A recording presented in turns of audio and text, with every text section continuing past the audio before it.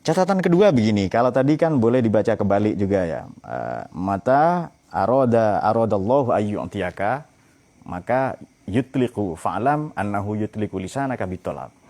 Meskipun itu berbahaya ya bagi sementara orang karena seolah-olah segera akan ada anggapan bahwa tasawuf lebih baik dari fikih.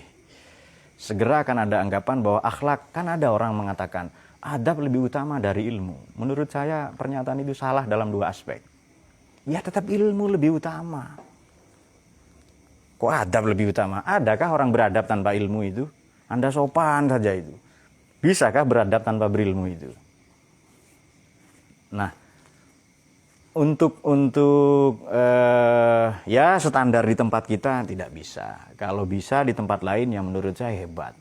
Ada orang bisa sopan. Saya lebih senang santri ini sopan meskipun bodoh. Itu salah besar. Peradaban ini dibangun dari aspek ilmu. Pondasinya peradaban ilmu. Syaratnya sholat, zakat, menikah juga ilmu. Kalau bodoh tidak wajib. Bodoh kok menikah, ya kan? Apa syaratnya sholat?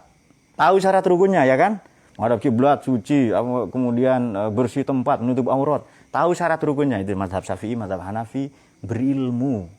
Ibadah-ibadah mahdoh, ibadah murni wajib berilmu. Ini lebih baik adab katanya. Ya, itu orang yang mengatakan begitu orang sudah alim banget itu. Bukan orang bodoh. Jangan dianggap pernyataan orang bodoh. Ini pernyataan Abuya Said Maliki. Itu beliau sudah selesai di ilmu. Maka fokus ke adab. Nah, kita yang belum selesai dua-duanya fokus ilmu dulu. Jadi adab itu Pak, sopan, berjalan ngesot, kadang juga tiarap katanya. Itu kan perjalanan pria-pria beristri itu Pak Khalid ya. Nah, menurut saya kalimat itu kurang baik pada dua aspek. Satu, kalau tidak dibangun, itu kalimat orang berilmu, kalimat orang alim itu. Bukan kalimat orang bodoh itu.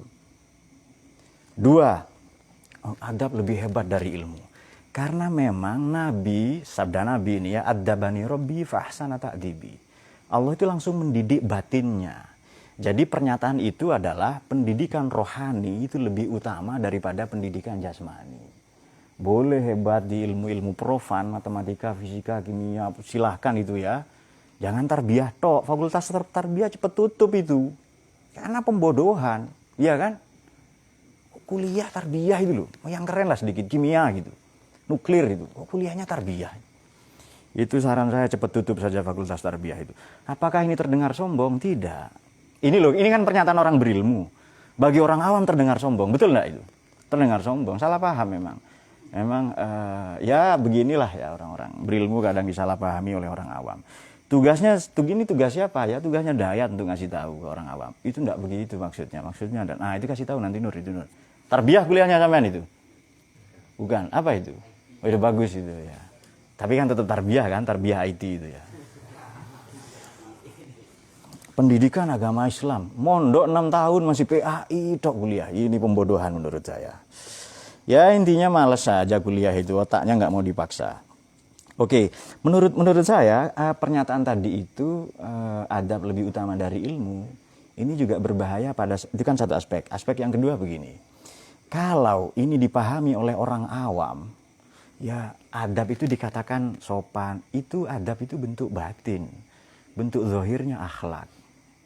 Bisakah orang sabar tanpa tahu ilmunya sabar? Bisakah orang qanaah tawakal tanpa tahu ilmunya? Bisakah ada tasawuf amali dalam bentuk tarekat, zikir apa dan seterusnya tanpa tasawuf falsafi secara teoritik yang kita pelajari malam ini? Ya tidak bisa. Bagi kita tidak membahas levelnya para nabi ya, orang-orang pilihan Tuhan, Tuhan sendiri yang mendidik mereka. Maka takdib itu memang fahsana takdibi. Pendidikan dari Tuhan itu yang terbaik. Kenapa? Karena memang Allah mewahyukan langsung. Nah kita tidak bisa mengakses itu langsung. Akal fa'al itu loh. Sebagian filosof bisa. Nah kita mengaksesnya dari mana? Ya dari hal-hal seperti ini. Jadi kalimat itu kan sering kan diviralkan misalnya, juga dispiralkan. Adab lebih utama dari ilmu. Ini bahaya menurut saya. Ya ilmu dulu, baru adab nanti. Bisakah beradab tanpa berilmu? Karena bagaimana ya, ya akhlak ini kebiasaan kok.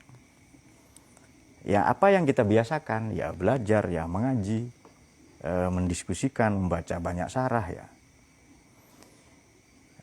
Seandainya memang baru nanti kalau dikatakan apa hadis Nabi itu, pokoknya itu litam makarimal akhlak. Nah itu puncak segala ilmu adalah akhlak. Bisakah kita sampai puncak langsung itu? Ya dari bawah dulu naik tangga. Ya belajar gramatika, belajar teori-teori, baru nanti